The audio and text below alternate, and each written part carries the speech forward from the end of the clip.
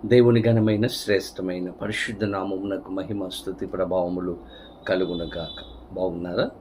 పరిశుద్ధాత్మ దేవుడు మరి ఒక నూతన దినాన్ని మన జీవితంలో అనుగ్రహించి ఉన్నారు. ఈరోజు ఉదయం లేవగానే మీరందరూ కూడా ప్రభుత్వ సమయాన్ని గడిపారని నమ్ముచి ఉన్నాను. ప్రతిదినము కూడా ప్రభు దగ్గరికి రండి, ప్రభుతో సహవాసం చేయండి.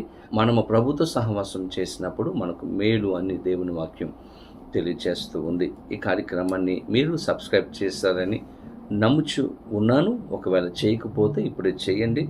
ఇంకా అనేక మందికి ఈ యొక్క అనుదిన ధ్యానములను ఫార్వర్డ్ చేయాలని, షేర్ చేయాలని ప్రభు పేరిట మిమ్మల్ని కోరుతూ ఉన్నాను.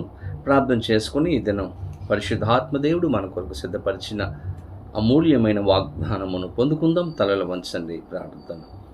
పరిశుద్ధుడానికి వేలాది వందనాలు, స్తోత్రాలు ప్రభువా. ఉదయకాల సమయంలో మేమందరం నీ సన్నిధికి వచ్చి ఉన్నాము. ఈరోజు మాత్రం మీరు మాట్లాడి దర్శించి నీ కృపలో భద్రపరచమని యేసు నామమున అడిగి వేడుకొనొచ్చి ఉన్నాము మా పరమ తండ్రి, ఆమేన్.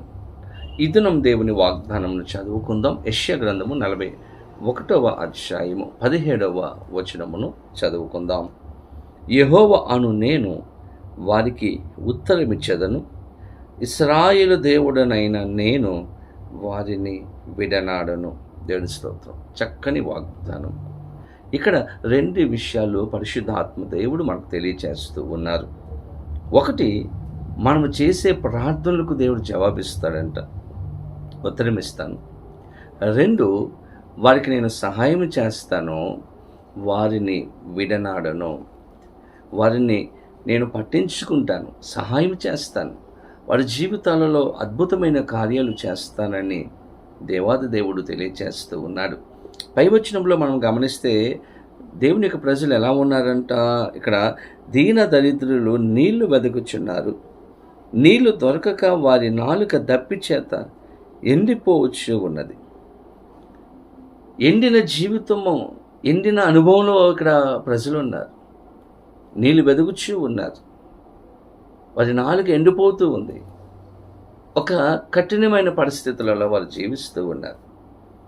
అటువంటి ఎండిన స్థితిలో ఉన్నటువంటి వారి మూలుగులను నేను వింటాను, వారి ప్రార్థనలు నేను వింటాను, వారికి నేను సహాయం చేస్తాను, నేను ఎప్పుడు కూడా వారిని విడనాడను అని వాగ్దానం. ఒక్కొక్కసారి పరిస్థితులు మనం గమనిస్తే దేవుడు విడిచిపెట్టాడేమో, ఆయన మర్చిపోయాడేమో అని మనం అనుకుంటూ ఉంటాం. కానీ మనలను విడిచిపెట్టడు. ఇశ్రాయేలు ప్రజలకు దేవుడు వాగ్దానం ఇచ్చాడు, మీరు పాలు తేనెలు ప్రవహించే దేశానికి మీరు వెళ్ళాలి, నేను మీకు వాగ్దానం చేశాను, ఐగుప్తు మీకు శాశ్వతం కాదు అని చెప్పి వారిని ఐగుప్తు నుండి బయటకు తీసుకుని వచ్చారు. వచ్చినప్పుడు వారికి అనేకమైనటువంటి ఆటంకాలు ఎదురయ్యాయి. ఎర్ర సముద్రం ఎదురయ్యింది, శత్రువులు తరిమారు, ఆకలేసింది, దప్పిక వేసింది, శత్రువులు ఎదుర్కొన్నారు. ఎన్నో పరిస్థితులు గుండా వారు వెళ్ళారు. అయినప్పటికీ దేవుడు వారిని విడిచిపెట్టలేదు. ప్రతి విషయాలలో దేవుడు వారికి తోడుగా ఉండి నడిపించి సహాయం చేశారు, ఆదరించినట్లుగా మనం గమనిస్తాం. ఆ పాలు తేనెలు ప్రవహించు దేశము వైపు వారిని నడిపించినట్లుగా మన వాక్యం గమనిస్తాం. వారు ఏది అడిగితే వారికి అనుగ్రహించారు, సమృద్ధిని ఇచ్చాడు, ఆశీర్వాదం ఇచ్చాడు, కాపుదల భద్రతనిచ్చి వారిని విడిచిపెట్టకుండా వారి చేయి పట్టుకుని నడిపించి సహాయం చేసినట్లుగా వాక్యం మనం చూస్తాం. ఈరోజు మన జీవితంలో కూడా పరిశుద్ధాత్మ దేవుడు వాగ్దానం ఇస్తున్నాడు. ఎండిన స్థితిలో మన జీవితాలు ఉన్నాయేమో ప్రభు అంటూ ఉన్నారు, మీరు ప్రార్థన చేస్తే నేను మీకు ఉత్తరం ఇస్తాను, నేను మిమ్మల్ని విడనాడను, విడిచిపెట్టను, మీకు సహాయం చేస్తానని వాగ్దానం చేస్తున్నాడు. అటువంటి కృపా సహాయములు పరిశుద్ధాత్మ దేవుడు వీడియో చూస్తున్న ప్రతి ఒక్కరికి అనుగ్రహించి సహాయం చేయనుగాక. ఆమేన్. ప్రార్థన. పరిశుద్ధుడానికి వేలాది వందనాలు, స్తోత్రాలు ప్రభువా. ఉదయ కాలంలో మేమందరం నీ సన్నిధికి వచ్చి ఉన్నాము. ఈరోజు మాత్రం మీరు మాట్లాడారు, ఉత్తరం ఇస్తానన్నావు, విడనాడనని వాగ్దానం చేసావు ప్రభు, మీకు వందనాలు. ఈ వాగ్దానం వింటున్న ప్రతి ఒక్కరి జీవితంలో అద్భుతం చేయండి.